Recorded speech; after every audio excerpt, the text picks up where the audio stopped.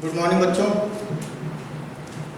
आज हम लोग कक्षा 12 में फिजिक्स भाग 6 के अंतर्गत गॉस प्रमेय के उपयोग के बारे में पढ़ेंगे। इसके पहले वाले वीडियो लेक्चर में हम लोग गॉस प्रमेय क्या है और इसकी उत्पत्ति हम लोग देखे।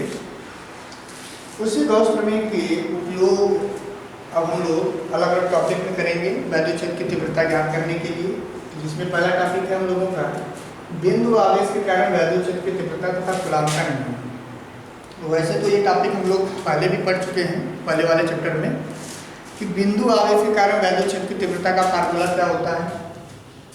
तो वो होता है E बराबर 1/4 pi epsilon not into Q upon R square यदि बिंदु आवेश निर्वात अथवा वायु में स्थित हो। तो इसी फार्मूले को डिराइव करेंगे हम लोग गॉस प्रमेय की सहायता से। ठीक है, आइए देखते हैं कैसे।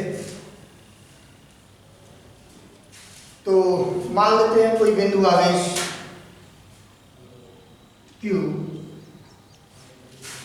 किसी परावैद्युत माध्यम में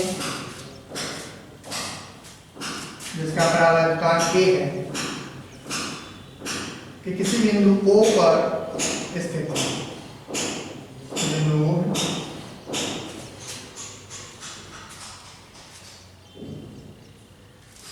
इस बिंदु के कारण हमें वैद्युत क्षेत्र की तीव्रता ज्ञात करनी है।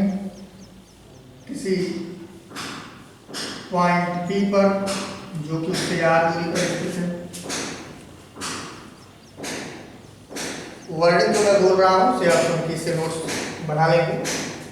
मैंने क्या कहा, किसी माध्यम में जिसका परावैद्युतांक K है के बिंदु O पर कोई बिंदु आवेश प्लस Q स्थित है, उससे स्मॉल r दूरी पर कोई अन्य बिंदु P है उसी माध्यम में, और उस बिंदु P पर हमें वैद्युत क्षेत्र की तीव्रता, यहाँ पर हमें we have to determine the electricity intensity of electricity, वैद्युत क्षेत्र की तीव्रता हमें ज्ञात करनी है। तो इसके लिए हम क्या करेंगे, इस बिंदु P से होकर गुजरने वाला एक गॉसियन पृष्ठ एक गोला खींचेंगे। गॉसियन पृष्ठ किस दिए, हमारा गॉसियन पृष्ठ है गोला। अब यहाँ पर हम एक इस गॉसियन पृष्ठ पर इस बिंदु P के परितः चारों ओर उसका एक स्मॉल एलिमेंट सूक्ष्म पृष्ठ क्षेत्रफल dA कंसीडर कर लेते हैं। dA तो हम जानते हैं बच्चों कि यह गॉसियन पृष्ठ सममित है। तो इस गॉसियन पृष्ठ dA पर जो अभी हम ड्रा करेंगे वह ठीक उसके त्रिज्यता बाहर की ओर होगा। मान लेते हैं वो dA।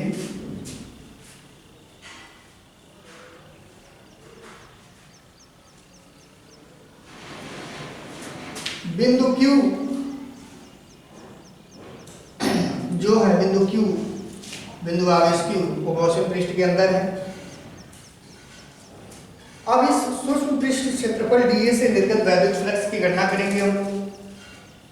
तो सूक्ष्म पृष्ठ क्षेत्रफल dA से निर्गत वैद्युत फ्लक्स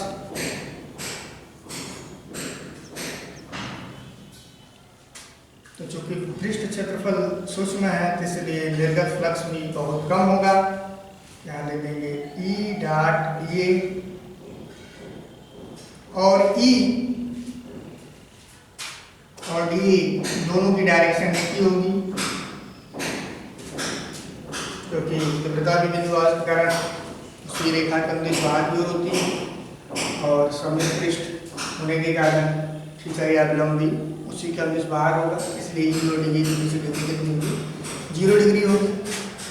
तो गॉसियन पृष्ठ के एक छोटे से पृष्ठ क्षेत्रफल dA के कारण निर्गत वैद्युत फ्लक्स की वैल्यू हमने लिख ली। संपूर्ण गॉसियन पृष्ठ द्वारा निर्गत वैद्युत फ्लक्स, संपूर्ण गॉसियन पृष्ठ द्वारा निर्गत वैद्युत फ्लक्स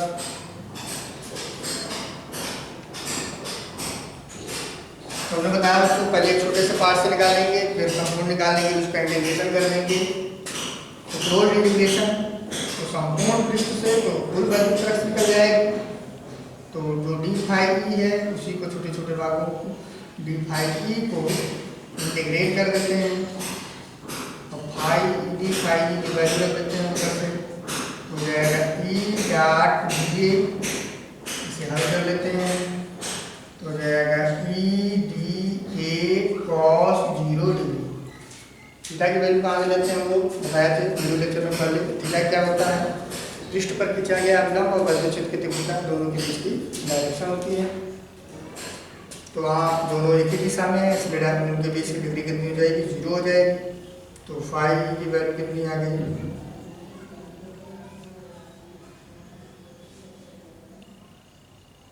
डी। ई समित के कारण चाहे उतनी ही दूरी पर हर जगह वैद्युत क्षेत्र की तीव्रता उतनी ही रहेगी, तो कांस्टेंट होने की वजह से इसको निकालेंगे बाहर और अंदर बचा हमारा क्या, डी। फाई ई बराबर आ गया। क्लोज इंटीग्रेशन ऑफ डी की मीनिंग क्या है, डी क्या है, उस गौतम पृष्ठ के छोटे से भाग का क्षेत्रफल बताता है। तो उसका इंटीग्रेशन और आपको करेंगे कि इस पूरे गोले का क्षेत्रफल है, तो किसी गोले का संपूर्ण क्षेत्रफल पृष्ठ क्षेत्रफल क्या होता है, 4 पाई आर स्क्वायर होता है।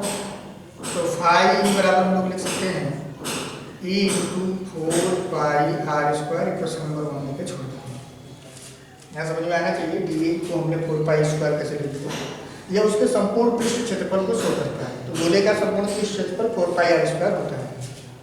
ओके, अब गॉस प्रमेय लगाते हैं बच्चों। गॉस प्रमेय क्या कहता है कि गॉस प्रमेय कहता है कि गॉसियन पृष्ठ के अंदर जो नेट आवेश होगा उसका 1/ε0 गुना है उस जो होगा वैल्यू, वो वैल्यू फ्लक्स को शो करेगा। तो गॉस प्रमेय से वैल्यू फ्लक्स फाई बराबर क्यू अपान एप्सिलॉन। गॉसियन पृष्ठ के अंदर नेट आवेश कितना है, क्यू ही है, तो क्यू का 1/ε0 गुना कर देंगे, तो मान लेंगे नंबर 2। अब 1 और 2 को तुलना कर दें, दोनों फाई ही है, तो दोनों आपस में क्या होंगे, बराबर होंगे, 1 तथा 2 से। तो E into 4 pi R square जो बल टू क्यू अपान एप्सिलॉन और E बराबर आ जाएगा बच्चों 1/4 पाई एप्सिलॉन। यहाँ पर हम ऑलरेडी माध्यम मान के चले हैं, तो यहाँ पर K लिख देते हैं, क्योंकि मैंने गॉस प्रमेय में नोट्स में बताया है निर्वात अथवा वायु के लिए क्यू अपान एप्सिलॉन होता है। माध्यम अगर लेंगे तो वहाँ पर K लिख देंगे, यहाँ K लिख देते हैं, फिर बाद में तो हो जाएगा 1/4 pi epsilon K into q upon R square. तो यही फार्मूला होता है बिंदु आवेश के कारण वैद्युत क्षेत्र की तीव्रता का, पीछे हमने पढ़ा है। निर्वात अथवा वायु के लिए लिखना चाहते हैं तो लिख लेंगे, निर्वात या वायु के लिए K बराबर कितना होता है, 1 होता है। तब E बराबर क्या हो जाएगा, 1/4 pi epsilon into q upon R square. यह बिंदु आवेश के कारण वैद्युत क्षेत्र की तीव्रता होगी, ऐसे गॉस प्रमेय की सहायता। ठीक है, गॉस प्रमेय की सहायता से बिंदु आवेश के कारण वैद्युत क्षेत्र की तीव्रता की गणना हम लोग करेंगे। अब कूलॉम के नियम को भी देख लिया जाए। इसके पर इसी बिंदु P पर किसी परीक्षण आवेश Q नॉट को रख दिया जाए, तो इस Q के कारण उस पर एक फोर्स लगेगा। आगे के टॉपिक में हमने अभी डाला है, कूलॉम के नियम की उत्पत्ति भी करेंगे इससे। यदि बिंदु P पर कोई परीक्षण आवेश, कोई धन परीक्षण आवेश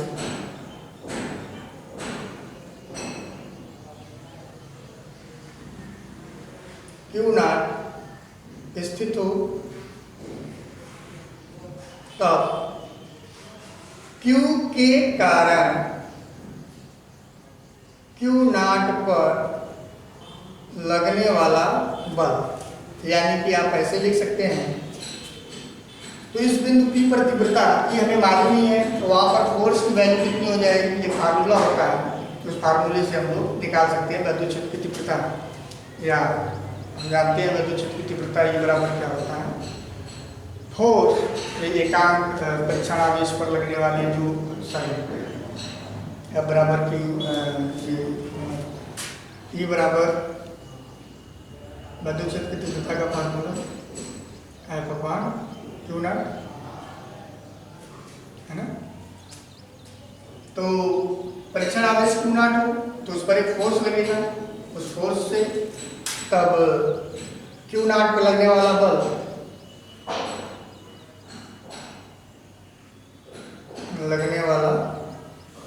बल क्योंकि वह एक विद्युत क्षेत्र की तीव्रता में है, किसी भी विद्युत तीव्रता में कोई परीक्षण आवेश हो तो उस पर एक बल लगेगा और बल कितना हो जाएगा F बराबर Q नॉट इंटू E। और E की वैल्यू हमने उस पॉइंट P पर ऑलरेडी निकाल चुके हैं वहाँ, तो वहाँ पर रख देंगे तो हमें F बराबर मिल जाएगा 1/4 pi epsilon not into E की वैल्यू रखी वही अभी U रख रहे हैं, तो Q और यहाँ Q बटे R। ध्यान से देखिए ये क्या है, ये कूलॉम के नियम को शो करता है। दो स्थिर बिंदु आवेशों के बीच लगने वाला बल 1/4 pi epsilon naught Q1 Q2 बटे R स्क्वायर उसी के फॉर्म का है। तो इस तरह से हम लोग गॉस प्रमेय की सहायता से बिंदु आवेश के कारण विद्युत क्षेत्र की तीव्रता की गणना कर ली और कूलॉम के नियम की उत्पत्ति भी कर ली। ये कभी 2 नंबर में क्वेश्चन करता है, इसलिए आप इसे ध्यान देंगे। बहुत सिंपल सा कॉन्सेप्ट है। क्या किया हम लोग, किसी माध्यम में बिंदु O पर हमने एक +Q चार्ज लिया, उससे R दूरी पर कोई बिंदु P लिया, बिंदु P से होकर गुजरने वाला एक गॉसियन पृष्ठ खींचा, फिर उस गॉसियन सूक्ष्म पृष्ठ क्षेत्रफल उसके P के चारों ओर एक सूक्ष्म पृष्ठ क्षेत्रफल लिया dA और उस सूक्ष्म पृष्ठ क्षेत्रफल से निर्गत विद्युत फ्लक्स की गणना किए। फिर इस तरह से संपूर्ण गॉसियन पृष्ठ से विद्युत फ्लक्स की गणना किए। E और dA बोथ सेम डायरेक्शन, एक ही दिशा में होने के कारण उनके बीच की डिग्री 0 हो जाएगी। हल करने पे हमें यहाँ तक आए।